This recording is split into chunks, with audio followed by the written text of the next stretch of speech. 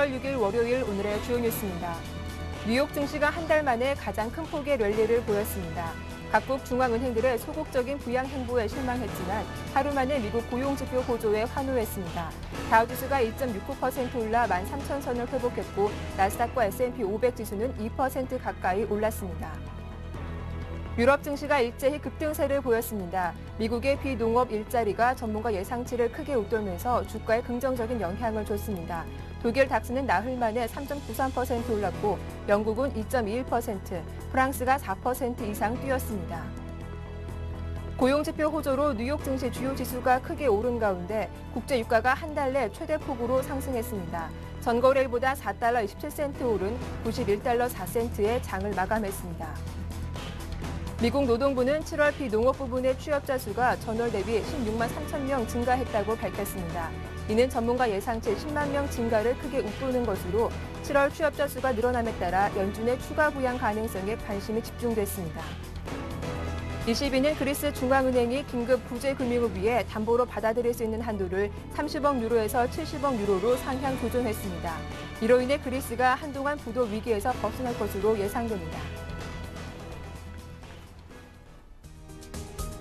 안녕하세요. 굿모닝 대박 예감 박미라입니다. 8월 6일 월요일 아침에 인사드립니다. 지난 금요일 뉴욕 증시와 유럽 증시는 큰 폭의 상승 랠리를 이어갔습니다. 특히 뉴욕 증시는 한 달 만에 가장 큰 폭으로 올라왔는데요. 전날 각국 중앙은행들의 소극적인 부양 정책에 실망했지만 이날 발표된 미국의 고용지표에 크게 환호하는 모습을 보여주기도 했습니다. 뉴욕 3대 지수는 2% 가까이 올라왔고 또 유럽 주요국 증시는 2에서 4%대로 급등하는 모습을 보여줬는데요. 오늘 함께 살펴봐야 할 내용들 어떤 것들이 있는지 핵심 포인트 정리해드리겠습니다. 글로벌 핫이슈는 인백스 투자 전문의 이현민 본부장과 함께하죠. 안녕하세요. 네, 안녕하십니까. 네, 먼저 미국의 고용지표가 넉 달 만에 처음으로 예상보다 좋게 발표가 됐습니다. 그야말로 깜짝 성장이었는데요. 다만 실업률까지 올라가지 않은 건 옥의 티가 아니었나 싶습니다. 미국 고용지표 내용들 어떻게 보셨습니까? 네, 말씀하신 대로 중앙은행의 미지근한 통화정책 이런 부분이 나오지 않으면서 미 증시가 주말로 가면서 역시 고용지표에 관심이 컸었는데요. 비농업 부분의 고용자 수가 16만 3천 명으로 집계되면서 예상치 10만 명을 크게 웃도는 비교적 호조세의 수치를 나타냈습니다. 다만 아쉬운 점은 7월 실업률 수치가 8.3%로 집계되면서 전달보다 0.1% 현재 상향 조정된 부분이 좀 아쉽다라고 볼 수가 있겠는데요. 특히 비농업 부분에서 제조업과 서비스업 쪽의 민간 부분 고용이 많이 늘어난 것으로 현재 파악이 되고 있습니다. 6월 수치는 6만 4천 명이었는데요. 7월 수치가 16만 3천 명이었으니까 거의 10만 명 이상 현재 증가한 것으로 보입니다. 세부 항목으로 보면 정부 부분에서는 9천 명이 감소했고 건설 부분은 1,000명이 감소를 했습니다. 그렇지만 민간 부분이 17만 2천 명 증가하면서 비교적 좋은 추세가 나타났는데요. 이 내용에서 우리가 잘 살펴봐야 될 것은 최근에 고용의 성격이 좀 들여다볼 부분이라고 보겠습니다. 특히 자동차 업계를 필두로 인해서 이른바 비정규직 고용의 증감 추세가 크게 나타나면서 최근 6월 수치와 7월 수치가 10만 명의 편차가 나는 등 추세적인 수치의 안정성이나 정확성을 담보하기가 좀 어려운 부분이 있는데요. 특히 최근 5월과 6월 미국의 자동차 업계가 매출 증대로 인해서 비정규직 고용을 추가적으로 좀 늘린 것이 7월 수치에도 반영이 되지 않았나라고 볼 수가 있겠습니다. 네, 또 그런가 하면 스페인이 구제 금융 가능성을 최초로 시사했습니다. 은행권만 받는 것이 아니라 전면적인 구제 금융이라고요.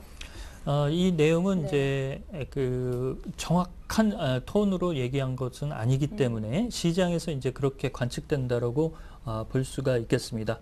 라우이 총리는 현재 구제펀드, 유로존 구제기금의 전면적인 국채 매입 이런 부분을 수용하겠다라고 현재 밝히고 있는데요. 이렇게 된다면 시장에서는 결국 위기 극복 방안의 자체적인 위기 해결 능력을 상실한 스페인이 부분 또는 전면 구제금융 수순으로 들어가는 것이 아닌가라고 현재 보고 있습니다. 이렇게 국채 매입 신청과 관련된 라우이 총리의 전향적인 자세가 나오자 지난 주말 스페인 증시가 상당폭 올라가는 좋은 추세가 나타났지만 이를 반대로 해석하자면 그만큼 스페인이 현재 위기 극복 능력을 상실해가는 수순으로 볼 수가 있겠습니다.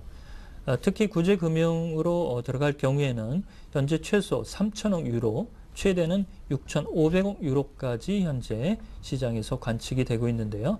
현재 유로 안정화기구 독일 헌재에서 현재 승인이 미뤄지고 있는 부분이 9월에 출범하더라도 현재 가용 방화벽이 약 5천억 유로로 상정이 되고 있다는 측면에서 보면 스페인 문제는 발등에 현재 불이 떨어지고 있는 그런 수순이라고 볼 수가 있겠습니다. 예, 또 그런가 하면 주말 동안에는 스탠더드 앤 푸어스가 이탈리아 15개 은행들의 신용등급을 강등하기도 했습니다. 이 내용도 한번 자세하게 살펴봐 주시죠. 그렇습니다. 7월 17일 날 네. 무디스가 이탈리아 은행들의 신용등급을 하향 조정한 부분이 있는데요. S&P도 7월 들어서 이런 부분에 대한 우려, 그런 부분에 실사 작업이 들어간 이후에 8월 들어서 결국에는 이탈리아의 중대형 은행들 중심으로 현재 15개 은행의 신용등급 강등 조치가 나왔습니다.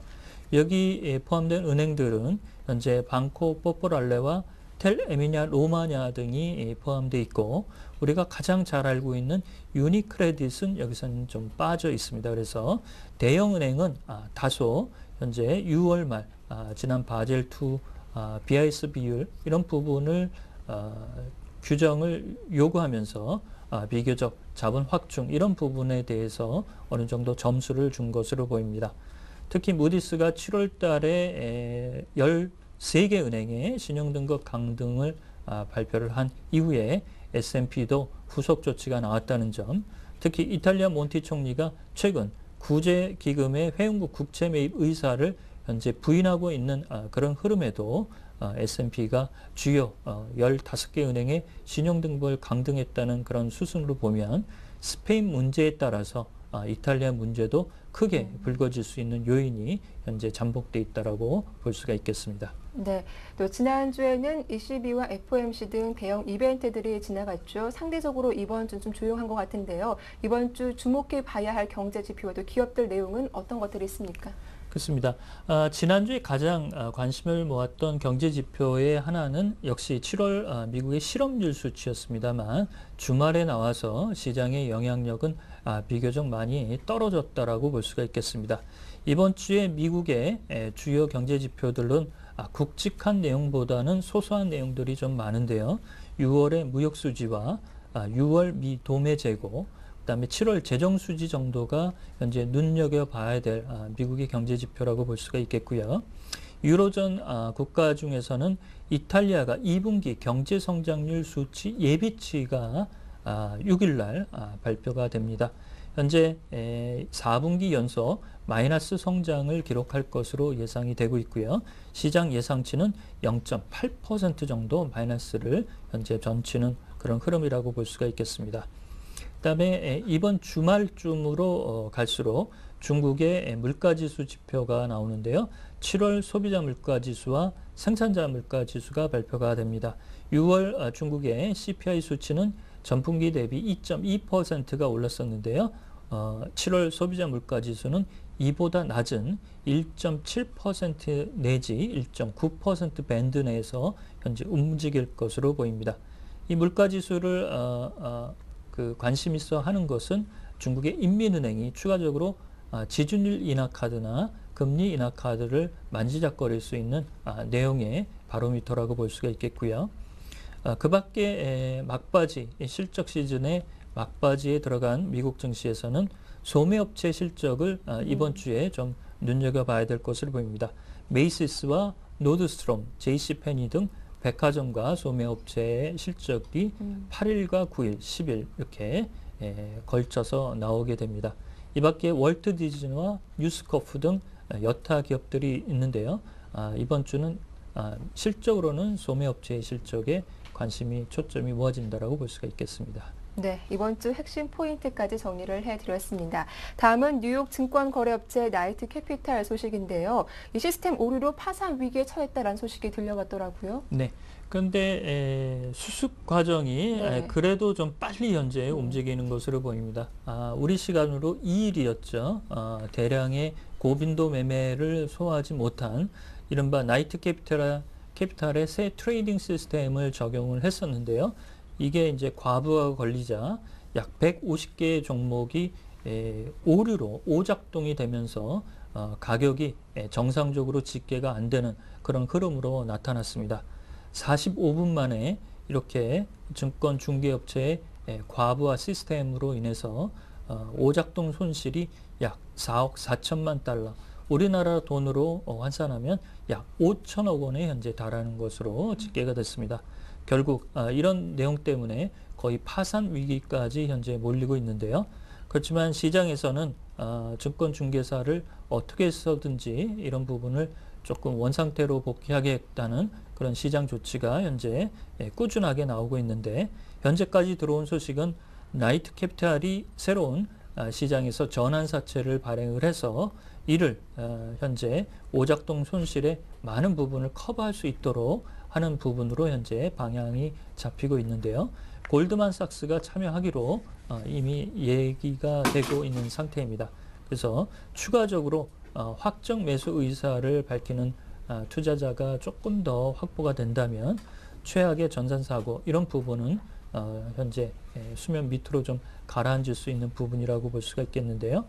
지난 5월에도 페이스북이 상장 당시에 대량 주문이 폭주되면서 30불간 체결 지연 사태가 나면서 소송에 휘말린 적이 있었습니다만, 이번 내용은 새 트레이딩 시스템을 전면적으로 추가적으로 그 시장의 시스템을 새롭게 도입하는 과정에서 나타났다는 점이 IPO 페이스북과 다소 다른 점이라고 볼 수가 있겠습니다.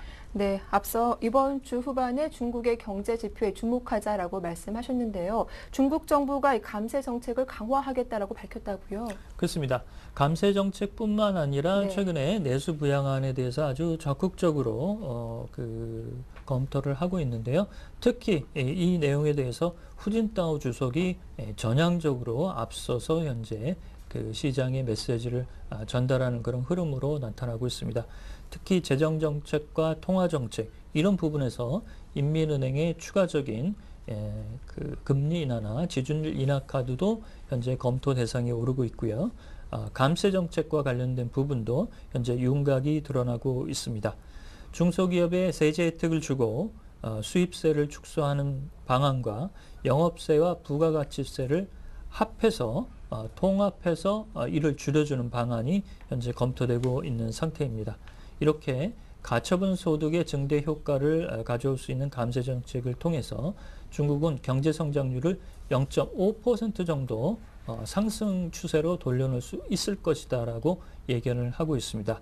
이 밖에 중국이 현재 꺼내들고 있는 내수 부양안을 좀 살펴보면 외국인 적격 투자제도 Qualified 2의 진입 요건을 현재 완화해주고 있고요. 거래세 인하 카드 이런 부분에 대해서 현재 전향적인 자세의 내용이 나오고 있는 상태입니다. 네, 말씀 잘 들었습니다. 글로벌 하드슈 지금까지 인백스 투자자문의 이현민 본부장과 함께했습니다. 수고 많으셨습니다.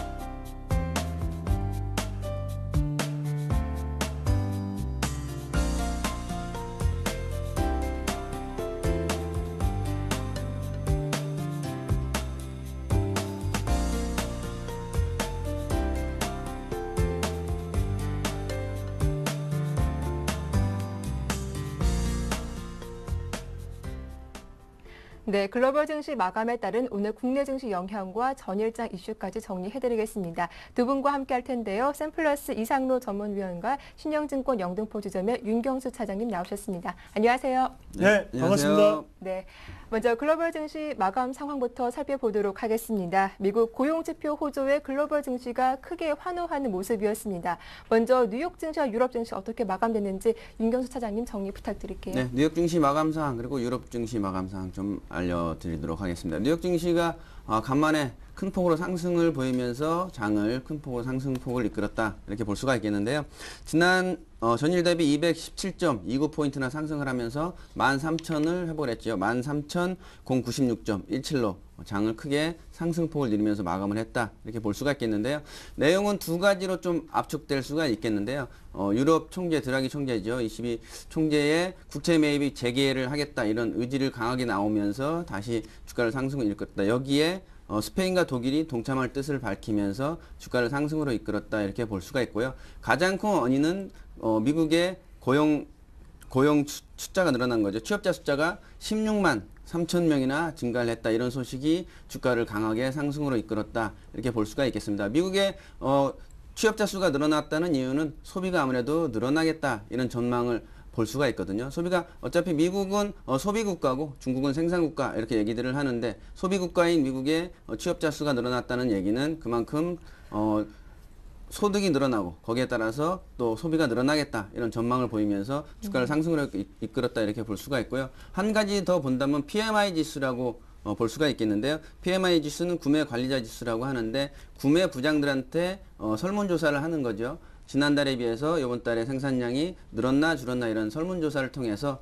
그 지수가 50 이상이 되면 지난달보다 경기가 좋아졌다 이렇게 표현을 하거든요. 근데 이런 지수가 57.2를 기록하면서 예상치인 52.1보다 훨씬 웃돌았고 또 6월 달인 51.7보다도 훨씬 웃돌았다 이런 내용들이 나오면서 주가를 상승으로 이끌었다 이렇게 볼 수가 있고요. 이에 따라서 유럽 지수 역시도 2%에서 4%대까지 높은 상승을 보이면서 장을 크게 상승으로 이끌었다 이렇게 볼 수가 있겠습니다. 네, 과연 고용지표 모멘텀을 국내 증시도 이어갈 수 있을지가 오늘 가장 궁금한데요. 특히 외국인의 수급에도 긍정적인 영향을 미칠 수 있을까요? 이상로 전문위원이 어떻게 보시나요? 네, 맞습니다.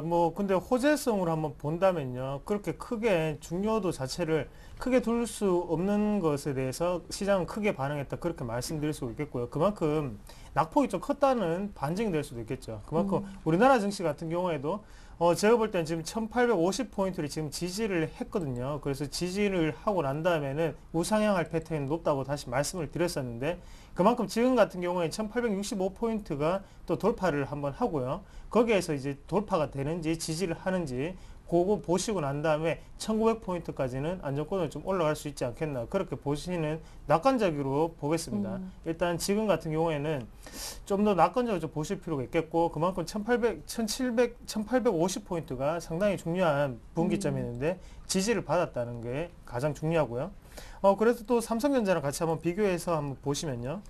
일단 삼성전자 같은 경우에도 일단은 갭이 떴습니다. 갭이 뜨고 난 다음에 갭 자체를 지지를 시켜주고 난 다음에 올라가는 모습이죠. 올라가는 모습이기 때문에 약간은 조금 더 긍정적으로 바라보시자 그렇게 말씀을 드리겠습니다. 그래서 지금 같은 포인트는 상당히 중요한 매수 포인트가 될 수가 있는 점이라는 거 명심하시고 그러면 어떤 시장을 한번 지켜보셔야 되느냐 어떤 업종을 보셔야 되냐 한번 살펴보시면요. 일단 IT 전기전자가 있겠죠. IT 전기전자 흐름이 상당히 좋습니다. 그 부분 한번 더 살펴보시고요. 그리고 화학주 쪽을 한번 살펴보시자 그렇게 말씀을 드리겠고 그만큼 지금 일단은 지수를 올리려고 하면 시총 상위주가 가야 됩니다. 그만큼 코스닥보다는 코스피 시총 상위주 쪽으로 포트폴리오 편입을 조금 하시자 그렇게 말씀을 드리겠습니다. 일단 이상로 전문위원님은 오늘 긍정적으로 전망을 해주셨는데요. 지난 금요일 국내 증시 낙폭이 조금 컸었습니다. 코스피, 코스닥 어떻게 마감됐는지 윤경수 차장님 정리해 주시죠. 네, 코스피, 코스닥 좀 말씀을 드리도록 하겠습니다. 말씀하신 대로 코스피, 코스닥 둘 다 좀 하락세를 보이면서 장을 하락으로 마감을 했다 이렇게 볼 수가 있겠는데요. 그 이유 중에 하나가 역시나 미국의 증시를 따라가는 커플링 모습을 보여줬다 이렇게 볼 수가 있겠습니다. 전일 미국 증시가 하락을 보이면서 국내 증시 역시도 하락으로 장을 마감을 했다 이렇게 볼 수가 있고요. 전일 대비 20.72포인트 하락한 1848.68로 장을 마감을 했습니다. 역시나 22 드라기 총재의 발언에 장이 왔다 갔다 했다 이렇게 볼 수가 있겠는데요. 드라기 총재 그 전날 강한 의지를 내보이면서 주가를 상승을 이끌었다가 그 다음날 그런 거에 대한 큰 내용이 나오지 않으면서 이에 대한 실망감이 나오면서 주가를 하락으로 이끌었다 이렇게 보이면서 그 전에 올랐던 포인트를 다 반납했다 이렇게 보이면서 장을 하락으로 마감을 했다 이렇게 볼 수가 있고요. 코스닥 역시도 이에 따라서 하락으로 마감을 했습니다. 전일 대비 0.29% 1.35포인트 하락한 465.28로 장을 마감을 했죠. 역시나 드라기 총재의 발언에 의해서 그리고 미국의 하락에 의한 커플링의 현상을 보여주면서 주가를 하락으로 이끌었다. 지금 현재는 아무래도 재료에 목말라 있다. 재료가 부재다. 이런 얘기가 나오면서 어저께 미국 증시가 지난 금요일날 상승폭을 키웠던 건 어느 재료가 나오면서 다시 상승폭을 키웠다. 이에 따라서 지금은 재료가 어느 정도가 나오면 다시 상승폭을 이어갈 가능성이 높다. 이렇게 좀 볼 수가 있겠습니다. 예, 그렇다면 이어서 이 코스피 쪽의 업종별 흐름도 한번 정리를 해보도록 하겠습니다. 어느 업종이 많이 올라왔고 또 어느 업종이 내렸는지 살펴봐 주시죠. 네, 코스피 강세업종, 약세업종 좀 살펴보도록 하겠는데요. 강세업종은 아무래도 통신, 비금속 광물, 이런 제약주, 이런 주만 상승을 했습니다. 나머지는 다 하락을 했다고 볼 수가 있겠죠. 여기에 특히 통신주는 조금 상승폭을 늘려줬는데요. 이는 통신주가 계속적으로 나온 얘기가 경기 방어주적인 성격도 같이 띄었다. 이런 얘기가 나오면서 주가가 하락할 때는 통신주가 역시나 좀 강한 상승세를 좀 보여주는 이런 모습을 보여주고 있고요. 특히 LG전자의 하락 원인이 그동안은 휴대폰 판매에 대한 실망감이었었거든요. 이에 대해서 북미 쪽에 LG전자의 휴대폰 판매량이 늘어나면서 이에 대한 기대감이 좀 살아나면서 LG전자는 좀 상승폭을 키웠다. 이렇게 볼 수가 있고요. 그 외에 나머지 모든 업종은 하락으로 좀 마감을 했다. 이렇게 볼 수가 있겠습니다. 네, 대부분의 업종이 하락 마감한 가운데 통신주가 강했고 또 그 가운데 LG전자도 유독 강한 모습을 보였다라고 정리를 해주셨습니다. 자, 그렇다면 이상로 전문위원님, 지난 금요일자 코스피 쪽에서 어느 종목들이 가장 눈에 띄었습니까? 네, 일단은 뭐 가장 이슈가 됐다고 말씀드리면요. 뭐 일단 한국전력 있겠죠. 한국전력을 한번 살펴보시면 일단은 뭐 지금 어느 정도는 15.4%도 얘기를 했고요. 그만큼 인상안을 얘기를 했지만 실질적으로 지금 4.9% 인상안을 어느 정도는 됐습니다. 그 부분에 대해서는 약간 시장에서는 약세를 보였다. 그렇게 말씀드릴 수가 있겠고요. 그만큼 일단은 전기세가 안 오른다는 것 자체가 일단 국민들한테 희소식이겠죠. 하지만 주가에는 약간은 부정적인 방향으로 흘렀다. 그렇게 보시면 좋겠습니다. 그래서 차트를 같이 보시면서 말씀을 좀 드리면요. 일단은 장기적으로는 추세선을 한번 제가 그어봤습니다. 그어봤는데 일단은 추세 자체를 돌파를 하고 난 다음에 지금은 강한 흐름은 아닙니다. 강한 흐름은 아니고요. 대신에 지지점이 어느 정도는 밝혀지고 있기 때문에 지금 같은 경우에는 강한 흐름은 아니지만 꾸준한 우상향 패턴이 될 확률은 높습니다. 하지만 강하게 올라가기는 조금 힘들지 않는 국면인가 그렇게 말씀을 드릴 수가 있겠고 한 가지를 더 살펴보신다면 아까 전에 윤경수 차장님도 말씀하셨는데 일단 LG전자를 한번 살펴보셔야 될 것 같습니다. 그래서 LG전자 같은 경우에는 제가 전에도 말씀드렸지만 무조건 사면 안 된다 그렇게 말씀드렸는데요. 지금은 조금 이제는 매수 포인트로 어느 정도 조금 살펴보셔야 될 때가 됐다 그렇게 말씀을 드릴게요. 그만큼 일단은 단기적으로 보시더라도 21선 자체를 어느 정도는 이격도 사실 좁히고 난 다음에 다시 한번 상승하는 모습이거든요. 그래서 일단 21선 올라탔다는 것에 대해서 좀 의미를 둘 필요가 있겠고요. 하지만 장기적으로 주봉상으로 한번 보실 때는 아직까지 하락 추세 국면에 놓여 있습니다. 그 부분을 조금 명심하시고 지금 같은 경우에는 한 번 더 조금 더 지켜보시는 전략이 좀 더 유효하지 않겠나. 그래서 장기적인 이평선 자체가 지금은 아직까지 좀 더 지지점이 나와줘야 된다고 그렇게 말씀을 드리겠고 강한 상승폭은 조금 어렵다 말씀을 드리겠고요. 그래서 일단 미국의 일단 스마트폰 점유율 상승이 호재가 됐었죠. 그래서 4위까지 올라갔다는 뉴스가 나왔는데요. 그러면 일단은 긍정적인 뉴스가 있었던 만큼 장기적인 흐름을 한번 살펴보시자 그렇게 말씀을 드리겠습니다. 네, LG전자는 조금 더 확인 후에 대응해보는 것이 좋겠다라는 의견까지 들어봤습니다. 이어서 윤경수 차장님, 코스닥 쪽 업종별 흐름도 함께 정리해 주시죠. 네, 코스닥도 좀 살펴보도록 하겠습니다. 코스닥도 역시나 통신 관련 쪽은 좀 상승을 보여줬습니다. 비금속, 방송 서비스, 그리고 통신, 방송 이런 통신 관련주들이 좀 상승세를 보였다 이렇게 볼 수가 있고요. 좀 하락한 업종은 이런 업종을 제외한 나머지 업종 역시도 모두가 하락세를 보여줬다 이렇게 볼 수가 있겠습니다. 역시나 코스피와 코스닥 비슷한 흐름을 같이 가고 있다 이렇게 좀 볼 수가 있겠습니다. 네, 자 그렇다면 이상로 전문위원님, 코스닥 쪽에서는 눈에 띄는 종목이 어떤 종목이었습니까? 뭐 남북 경험치도 있고요. 네. 그리고 뭐 상장됐던 나노스라는 걸 좀 말씀드리고 싶은데요. 그만큼 지금 코스닥 같은 경우에는 낙폭 자체가 컸던 만큼 뭐 그렇게 종목들을 간에 어느 정도 천차만별 같은 게 잘 없었습니다. 그런 부분 자체가 없을 만큼 일단 상장주를 한번 좀 말씀을 좀 드리고 싶습니다. 그래서 일단 나노스를 한번 살펴보시면 이때까지 디지털 옵팅이라든가 아니면 MC넥스 같은 종목군하고 똑같은 휴대폰에 대해서 카메라 모듈을 만드는 회사죠. 하지만 두 개의 주가는 상당히 안 좋았습니다. 하지만 지금 나노스 같은 경우에는 일부적으로 첫날에 어느 정도 상한가를 기록을 한 다음에 둘째 날도 어느 정도 좋은 흐름을 나타냈거든요. 그리고 지금 도체가 나왔는 모습인데요. 약간의 차익 실현 매물이 나왔다고 보실 수가 있겠고요. 그러면 오늘 어떻게 만약에 보유하신 분들은 어떻게 대응하셔야 되냐 하면 일단은 공모가가 7,000원이었거든요. 근데 지금 가격이 1,700원입니다. 그래서 어느 정도 금요일 날 차익 실현 매물이 나왔다 생각을 하고 대신에 만약에 추가적인 상승을 한다면 13,000원에서 14,000원까지도 어느 정도 올라갈 수 있지 않겠나 그렇게 낙관적으로 조금 바라보겠습니다. 대신 손절선을 좀 말씀을 드려야 될 것 같은데요. 손절선 같은 경우에는 일단 분봉을 보면서 제가 말씀을 드리겠습니다. 일단은 분봉을 보면서 말씀을 좀 드리면요. 일단 가장 큰 추세선이 지금 10,000원대에 좀 잡혀 있는 것 같은데 이 선 자체가 일단은 어느 정도 지지가 돼야 된다고 그렇게 말씀을 드릴게요. 그래서 지금 같은 경우에는 추세적으로는 좋은 추세지만 일단 손절선 같은 경우를 꼭 명심하시자. 그만큼 상장된 주식 같은 경우에는 그만큼 조금 위험하죠. 그런 부분이 있기 때문에 리스크 관리 차원에서 1,300원에서 1,200원 사이는 손절선을 정하시고 대신 목표가 같은 경우에는 어느 정도 좀 높게 잡으시면 전략을 조금 필요하지 않겠나 그렇게 말씀을 드리겠습니다. 네, 이어서 매매 동향도 살펴보겠습니다. 지난 금요일 거래소 쪽에서 외국인은 6거래일 만에 매도세로 대응하는 모습이었는데요. 과연 어떤 종목들 가장 많이 사고 팔았습니까? 네, 외국인 기관 많이 네. 사고 판 종목 좀 알려드리도록 하겠습니다. 조금 전에 우리 이상로 전문위원 말씀하신 대로 IT 쪽 관련된 업체들을 좀 많이 매수를 했다 이렇게 볼 수가 있겠는데요. 외국인 가장 많이 산 업체 역시나 삼성전자가 되겠고요. 그 이후로 기아차, 그리고 현대차, 그리고 삼성중공업, 현대모비스 순이었는데요. 역시나 기아차, 현대차, 현대모비스는 자동차 3인방인데 지금 자동차 관련돼서 지금 어닝 시즌이죠. 실적이 얼만큼 좋은가 나쁜가에 대한 어닝 시즌이 계속되고 있는데 이에 따른 사상 최고의 실적을 나타냈다 이런 얘기를 나오면서 지속적으로 자동차에 대한 관심은 나오고 있다 이렇게 볼 수가 있고요. 기관의 가장 큰 매수세는 역시나 말씀드렸던 LG전자 가장 크게 매수를 보여줬고요.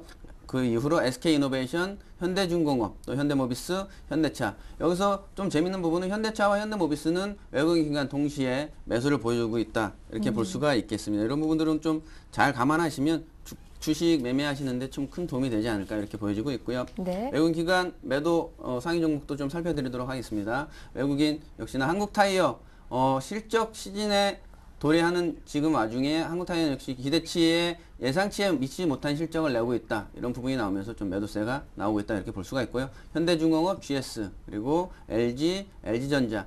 외국인들은 지금 계속적으로 LG 쪽 관련돼서는 좀 매도세가 계속적으로 나오고 있다. 아무래도 비중을 너무 많이 갖고 있어서 비중을 덜어내는 이런 분위기 아닌가. 이렇게 좀 참고하시면 될 것 같고요. 기관의 매도세, 기아차가 가장 큰 매도세가 나왔습니다. 그리고 SK하이닉스, 삼성전자, 락앤락, 고려아이언 이렇게 나오고 있는데요. 중간에 락앤락은 아무래도 중국이 조금 성장세가 둔화되지 않는가 연착륙, 경착륙 계속 얘기가 나오고 있는데요. 성장세 둔화에 대한 우려감 이런 부분 때문에 락앤락의 매도세는 나오지 않은가 이렇게 볼 수가 있겠습니다. 네, 이어서 코스닥 쪽의 매매 동향도 살펴보도록 하겠습니다. 이상로 전문위원님.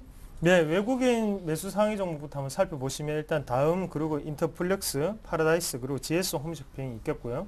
그리고 기관 같은 경우에는 위메이드하고 그리고 성강밴드 그리고 인터플렉스, 시젠이 있는데 일단 인터플렉스 같은 경우에도 IT 전기전자 중에서도 어느 정도 대장주 역할을 하고 있죠. 그만큼 뭐 코스피에 삼성전자가 있다면 코스닥에는 인터플렉스가 있다는 농담삼아 그런 말들을 많이 하는데 그만큼 인터플렉스의 흐름이 상당히 좋습니다. 그리고 다음을 조금 말씀드려야 될 것 같은데요. 지금 다음 같은 경우에는 외국인은 계속적으로 매수를 하고 있는 상태고 그리고 기관은 그만큼 매도를 하고 있죠. 거기에서 기술적 분석을 접근해서 한번 살펴보신다면요. 일단 제가 지금 보고 있는 화면이 지금 주봉 상태입니다. 주봉으로 한번 말씀을 드리면 일단 그 전에 윗꼬리가 상당히 많이 달렸었죠. 그만큼 기관이 매도를 했을 때 외국인이 샀다고 그렇게 반증이 되겠고요. 그만큼 외국인의 매수가 계속적으로 들어왔던 부분이 있었고 그 부분을 지지하고 난 다음에 10만 원대를 지지하고 지금 올라가는 패턴이거든요. 그래서 어느 정도의 추세선 자체를 지금 뚫고 올라가는 패턴이기 때문에 좀 더 장기적인 흐름으로 좀 보셔도 괜찮은 종목이 아닌가 그렇게 말씀을 드릴 수가 있겠고요. 대신 목표가 같은 경우에는 12만 원 선에서 1차 저항이 있을 수가 있습니다. 그 부분을 좀 명심하시고 투자를 하시면 좋겠다 말씀을 드리겠습니다. 그리고 매도 상위 종목 한번 살펴보시면요. 일단은 디지털 옵틱, 그리고 AP 시스템, 그리고 액터즈 소프트, 그리고 OCI 머티리얼즈는 외국인이 매도했던 종목이죠. 그리고 기관이 매도했던 종목은 다음, 그리고 CJ 오쇼핑, 그리고 서울 반도체, 그리고 AP 시스템 있는데 그만큼 뭐 지금 LED 업황이라든가 아니면 아몰레드 관련주 같은 경우에는 기관의 매도세가 계속적으로 나오고 있다는 점 꼭 살펴보시길 바라겠습니다. 네, 또 오늘이 월요일장이니만큼 이번 한 주 전망도 상당히 중요할 텐데요. 앞서 이상로 전문위원님은 이번 주 1850포인트 지지 여부가 중요하다고 하셨거든요.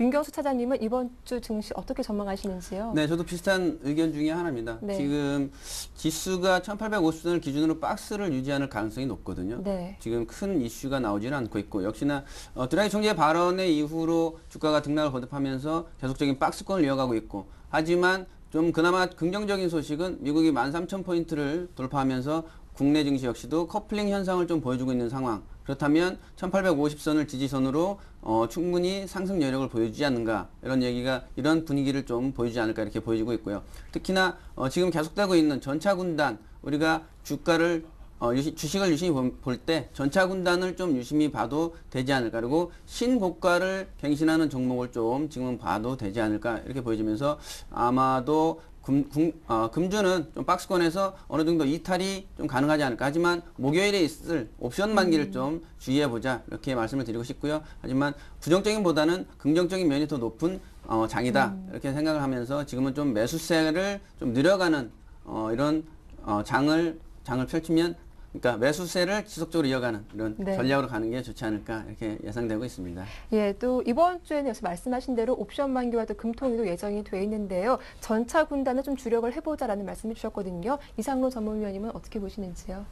뭐 일단 네. 제 같은 경우에는 뭐 관심 업종을 만약 말씀을 드린다면요. 일단은 IT 전기전자 분야가 되겠죠. 그리고 바이오 제약 그리고 의약품 같은 경우에 제가 저번 주부터 누누이 말씀드렸지만 그 부분에 대해서는 좀 더 길게 가져가시자 말씀을 드리겠습니다. 그 부분 같은 경우에는 기간에 일단 선매수가 있었던 부분이 있고요. 그만큼 지금 업황 자체가 어느 정도는 저점에서 올라오고 있기 때문에 좀 더 긍정적인 모멘텀으로 바라보시자 그렇게 말씀을 드리겠고 일단 이번 주 같은 경우는 목요일 날 옵션 만기일이죠. 그 부분이 있기 때문에 일단 저번 주에 어느 정도의 뭐 지수 흔들기라든가 그런 부분도 조금 작용을 했다고 말씀을 드릴 수 있겠고 대신 그렇게 또 지금 같은 경우에도 1900을 곧장 돌파할 수 있을 것 같이 그런 분위기지만 또 어느 정도의 또 그런 흔들기라든지 이런 부분이 분명히 있을 수가 있습니다. 그런 부분을 조심하시고 대신 어떻게 뭐 천천히 하든지 아니면 빨리 가더라도 대신에 지금 같은 경우에는 약간은 우상향일 확률이 상당히 높다. 그렇게 다시 한번 말씀을 드리겠습니다. 네, 말씀 잘 들었습니다. 지금까지 두 분과 함께했습니다. 샘플러스 이상로 전문위원과 신영증권 영등포 지점의 윤경수 차장님 두 분 모두 수고 많으셨습니다. 고맙습니다. 감사합니다. 네, 고맙습니다.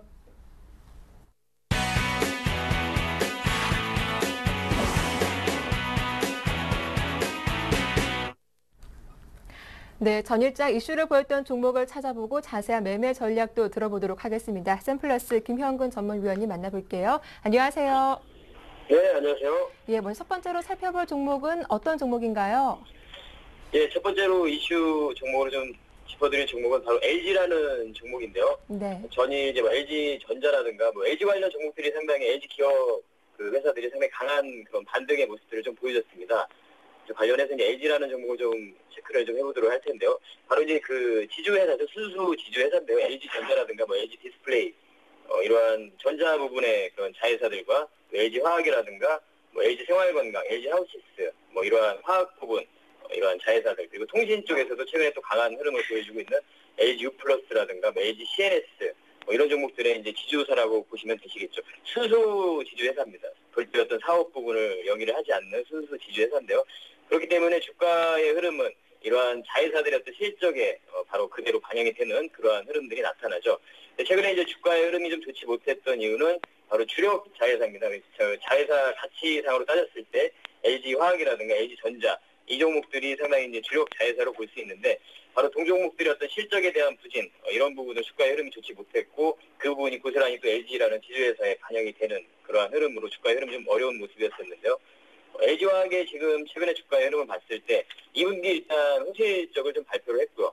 3분기에도 실적 개선이 좀 기대가 되고 있습니다. 바로 중국의 어떤 금리 인하라든가 뭐 지준율 인하 그리고 앞으로 나올 어떤 부양책 이런 부분으로 인해서 화학 관련의 업종 이미 좀 바닥을 찍고 있는 부분이라고 좀 판단을 하고 있고 관련해서 LG화학도 좀 하반기로 갈수록 더 좋은 흐름이 나타날 거라고 예상을 하고 있고요.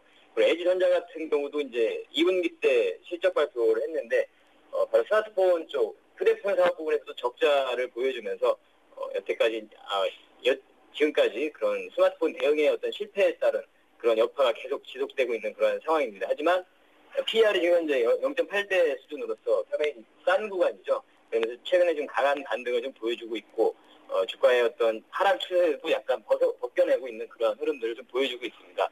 일전에도 그런 부분 제가 말씀을 드리지만 어떤 돈의 흐름, 자금의 흐름이라는 건 주가가 좀 싼 부분을 또 차에서 흘러가게 돼 있습니다. 그 추후에 어떤 상승을 시킬 수 있는 명분만 있다면 충분히 그러한 흐름들은 나타나기 때문에 최근에 LG화학이라든가 LG전자 이런 부분 종목들의 주가의 흐름이 좀 바닥을 형성하고 있는 그러한 흐름들로 판단이 들고 있습니다.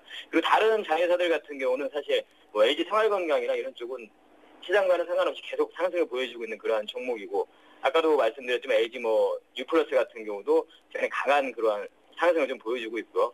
뭐 LG 생명과학이라든가 LG 하우시스 뭐 이런 종목들 다 주가 흐름이 다 양호한 모습들을 보여주고 있습니다. 그래서 관련해서 LG라는 종목도 차트를 좀 보시면 지금 현재 5월 달에 좀 저점을 형성한 이후에 완만하게 지금 저점을 계속 높여가고 있는 그러한 상황이죠. 완만한 어떤 상승 추세대를 좀 우리가 모르는 사이에 서서히 상승을 좀 하고 있는 그러한 모습으로 좀 판단을 할 수 있을 것 같습니다. 외국인들의 수급은 계속 매도가 좀 나오고 있지만 기관들은 꾸준하게 매수를 하고 있고 최근에는 좀 강한 그러한 매수도 좀 유입이 되고 있는 부분입니다. 그래서 앞으로 이러한 좀 상승을 좀 기대를 해볼 수 있을 것 같고요. 이러한 여러 가지 그 기업들의 종목들을 좀 선택하기가 좀 어렵다면 이런 지금 현재 바닥을 다져나가고 있는 이런 LG라는 지주사에도 투자를 하는 것도 어떤 스마트한 투자 전략이 아닌가 이렇게 좀 말씀을 드리고 싶습니다. 차트를 보시면서 매매 전략을 좀 말씀드리면 매수가는 오늘 만약에 좀 강하게 출발이 될 예상인데요. 상승 출발이 된다면 좀 추격 매수는 자제를 좀 하시고 매수가는 58,000원에서 58,500원 이렇게 매수 밴드를 말씀드리고요. 목표가는 65,000원 그리고 손절가는 55,000원 이렇게 제시해드리도록 하겠습니다. 네, LG 대응 전략 잘 들어봤습니다. 다음 살펴볼 종목은 어떤 종목인가요? 예, 다음 말씀드릴 종목은 코스닥의 RF텍이라는 종목인데요. 네. 일전에도 한번 말씀을 좀 드렸던 종목인데 단기적인 흐름이 나타났었고 다시 한번 소개를 해드렸던 가격선 그런 비슷한 가격선에 좀 와 있는 상태인데 일단 이제 무선 충전 그런 테마에 좀 해당이 되는 종목인데 단순하게 어떤 테마라기보다는 동사 같은 경우는 상당히 실적이 좀 양호한 그러한 기업입니다. 2분기 매출액을 확인해 봤을 때도 전년 대비해서 97% 이상 증가를 했고 영업이익 같은 경우도 거의 300% 이상 증가를 하는 그런 호실적을 좀 보여주고 있습니다. 바로 이제 무선 충전기, 향후 이제 갤럭시 S3 관련해서 무선 충전기가 9월 달부터 별도로 이제 판매가 될 예정이라고 합니다. 그래서 이제 한 번 더 그런 또 테마가 좀 형성이 될 가능성도 크고요. 바로 이제 이런 무선 충전기를 제외하고라도 지금 현재 그 삼성 갤럭시 S3의 DMB 안테나 이 부분을 좀 과정으로 공급을 하고 있기 때문에 상당히 좀 안정적인 그러한 회사라고 좀 말씀을 드리고요. 그리고 이제 그 주가의 추가적인 상승을 좀 우리가 예측을 좀 해볼 수 있는 부분은 바로 이제 무선 충전기 판매 단가가 기존의 유선 충전기에 대비해서 한 3배 정도 수준에 달하기 때문에 실적의 어떤 개선을 좀 기대를 해볼 수 있을 것 같습니다. 차트를 좀 보시면 우리가 이제 5월달 그때 좀 테마가 좀 형성이 되면서 단기적으로 한 30% 정도의 어떤 변동성을 좀 보여줬고요. 관련해서 다른 관련 종목들도 그러한 비슷한 흐름들이 나타났습니다. 근데 테마가 좀 강한 그런 테마는 형성이 되지 못했고 일단 그런 테마 형성으로 한 단기적인 한 30% 정도의 변동성이 나타났는데 그 이후에 동일목 같은 경우는 8,000원과 10,000원 사이에서 박스의 흐름을 좀 보여주고 있습니다. 한 3달 정도 이런 박스의 흐름을 좀 보여주고 있는데 현재 상태에서는 그 박스권의 어떤 중간 정도 가격선에 와 있는 상태죠. 그래서 앞으로 좀 추가적인 한 10% 정도 이상의 어떤 상승의 그런 단기적으로도 좀 노려볼 수 있는 구간이고 실적을 또 기반으로 하고 있기 때문에 무선 충전 관련 분야 부분은 앞으로도 더 성장을 할 거라고 예상을 하고 있기 때문에 시장 자체도 지금 2012년도 한 147억 불 이런 시장에서 내년 같은 경우에는 290억 불에 달하는 그런 시장으로 규모가 좀 확대될 거라고 예상이 되기 때문에 주가 상승에 좀 중장기적으로도 좀 관심을 좀 가져볼 수 있는 종목이 아닌가 이렇게 해서 말씀을 드립니다. 최근에 좀 기관의 수급도 좀 눈에 띄는 부분이고요. 차트 보시면서 매매 전략을 말씀드리면 매수가는 9,050원에서 9,100원 사이 매수 밴드를 말씀드리고요. 목표가는 11,000원, 손절가는 8,000원 제시해드리도록 하겠습니다. 네, 중장기 관심 종목인 RF텍 대응 전략도 잘 들었습니다. 도움 말씀 고맙습니다. 네, 감사합니다. 네, 지금까지 샘플러스 김현근 전문위원과 전화 통화해봤습니다.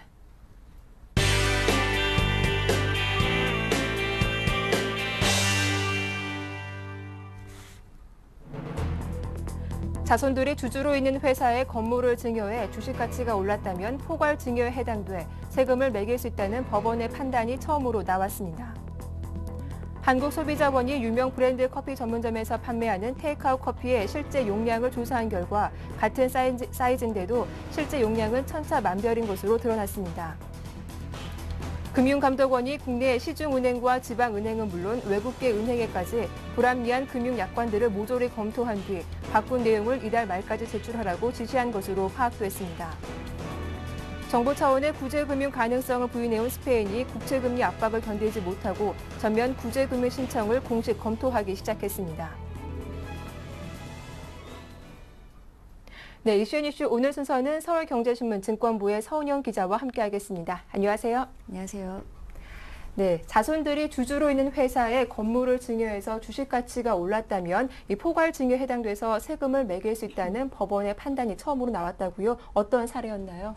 네, 서울행정법원 행정5부는 비상장법인 H사의 주식 소유자 A씨 등 2명이 강남 세무서장을 상대로 증여세 2억 3천여만 원 등을 취소해달라는 소송을 제기하자 원고 일부 승소 판결했습니다. H사의 주식 100%를 소유한 A씨는 지난 2006년 2월 누나와 외사촌 등 8명에게 주식 83%를 양도했습니다. 그리고 다음날 A씨의 할아버지인 M씨는 자신 소유의 서울 관악구 봉천동 3층 건물을 H사에 증여했습니다. A씨 등은 회사의 자산이 증가한 데 따른 이익금을 포함시켜서 법인세를 추가로 신고 납부했습니다. 하지만 서울지방국세청은 지난해 4월 H사의 주식가치가 증가한 것이 A씨 등이 M씨로부터 건물을 증여받은 데 따른 것으로 보고 강남세무서를 통해서 A씨 등에게 증여세를 부과했습니다. A씨 등은 국세청 처분에 반발해 조세심판원에 심사 청구를 했지만 기각당하자 소를 제기했습니다. 이에 대해 재판부는 M씨의 부동산 증여는 A씨 등이 가진 H사의 주식 가치를 증가시켰으므로 상속세 및 증여세법상 증여에 해당한다고 판단했습니다. 증여세 완전 포괄주의가 도입된 개정 상증세법상 증여의 의미는 거래의 명칭, 형식, 목적을 막론하고 경제적 가치를 계산할 수 있는 유무형의 재산을 타인에게 이전해 타인의 재산 가치를 증가시키는 것을 의미하는데요. 재판부가 내린 판단은 이것을 전제로 하고 있었습니다. 네, 그럼 이번 판결이 앞으로 재벌들의 편법 증여 행태에 어떤 영향을 미치게 될지도 궁금한데요. 네, 과세당국은 대기업주가 재산 상속이나 증여 과정에서 새로운 유형의 기법을 선보이면 뒤늦게 이를 따라가서 좀 법을 바꾸는 모양새를 보여왔습니다. 논란이 됐던 에버랜드 전환사채 발행 방식이나 계열사 일감 몰아주기, 지분 매각, 주식 스와프, 인수합병과 같은 방법에 대해 과세당국이 선제적 대응을 하기 어려웠던 것이 사실 현실이었는데요. 하지만 이번 판결로 변칙적인 증여에 응분의 세금을 매길 수 있는 법적 근거가 마련된 겁니다. 회사를 통한 재산의 편법 증여 및 경영권 승계 등을 제어하는 효과가 생길 수 있다는 예측도 조심스럽게 제기되고 있는 상황입니다. 판결의 근거가 된 상증세법은 현재 정치권에서 논의되고 있는 재벌 일감 몰아주기 근절 4개 법안 중 핵심으로 꼽히고 있는데요. 법조계는 물론 정치권 이목이 쏠릴 수밖에 없습니다. 민주통합당과 통합진보당 등 야당 소속 의원들이 최근 발의한 상증법 개정안은 대기업의 일감 몰아주기를 편법 증여라고 보고 영업이익의 물량 몰아주기 비율만큼 증여세를 부과하는 것이 주된 내용입니다. 네, 다음 소식입니다. 요즘 식사 후에 4천 원 이상 돈을 주고 커피 한 잔씩 즐기시는 분들이 참 많죠. 그런데 같은 브랜드에도 점포마다 용량과 맛이 다르다는 조사 결과가 나왔다고요? 네, 요즘 브랜드 커피들 상당히 선호하시는 분들 많으신데요. 네. 이번에 소비자원이 7번째 컨슈머 리포터라고 할 수 있죠. 새 이름 비교 공감으로 고치긴 했는데요. 이번 조사를 통해서 서울 경기 지역 100곳 이상 매장을 갖고 있는 9개 유명 브랜드 커피 전문점에서 테이크아웃 커피의 맛이 일정한지 또 뭐 용량이나 열량, 카페인 함량 등에 대해서 좀 총체적으로 조사를 벌였습니다. 용량이 상당히 들쭉날쭉한 것으로 나타났는데요. 에스프레소나 물과 우유 양에 따라서 상당히 용량이 달라질 수밖에 없는데 브랜드별로 3개 지점에서 소비자들이 즐겨 찾는 아메리카노와 카라멜 마키아토 10잔씩을 총 540잔씩 사서 최대 용량과 최소 용량 차이를 비교했더니 할리스 커피 같은 경우에는 카라멜 마키아토가 용량 편차가 131g에 달해서 전체 평균 용량 중에 40%씩이나 들쭉날쭉했다고 합니다. 또 투썸 플레이스와 스타벅스도 용량 편차가 각각 100g 이상을 넘어섰고요. 그리고 또 용량 편차가 그나마 작았던 브랜드가 커피빈으로 51g 수준이었습니다. 네, 금융감독원이 국내 시중은행과 지방은행은 물론 외국계 은행에까지 불합리한 금융약관들을 모조리 검토한 뒤에 바꾼 내용을 이달 말까지 제출하라고 지시했다고 하죠. 어떤 내용입니까? 네, 국내 은행들에다가 좀 자체적으로 금융상품 약관 좀 잘못된 것들이 있으면 알아서 좀 자진해서 좀 고쳐서 8월 말까지 금감원에 변경 신고서를 제출해라 이렇게 지시를 한 건데요. 금감원은 보고서가 접수된 즉시 변경 약관 승인을 거쳐서 금융시장에 바로 적용될 수 있도록 신속하게 대응한다는 방침입니다.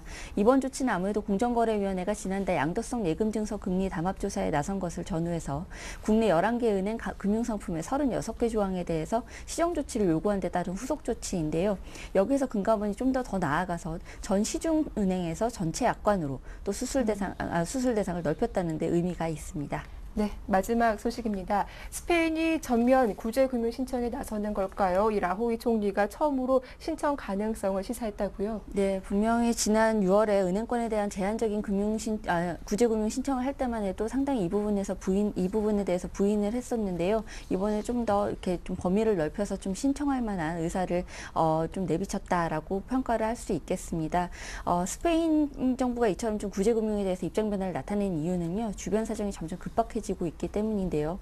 은행권에서 뱅크런 사태 악화되면서 스페인 10년물 국채금리가 7.5%까지 치솟았었죠. 또 그런데다가 또 지금 처방전이 없으면 디폴트 우려도 나올 수밖에 없다. 뭐 이런 위기의식이 좀 고조되다 보니까 이렇게 좀 강도 높은 얘기들이 나오고 있는 것 같습니다. 네, 말씀 잘 들었습니다. 지금까지 서울경제신문 증권부의 서은영 기자와 함께했습니다. 수고 많으셨습니다. 감사합니다. 네, 굿모닝 대박 예감 1부 순서는 여기서 마치겠습니다. 저는 잠시 후 2부로 다시 인사드릴게요. 고맙습니다.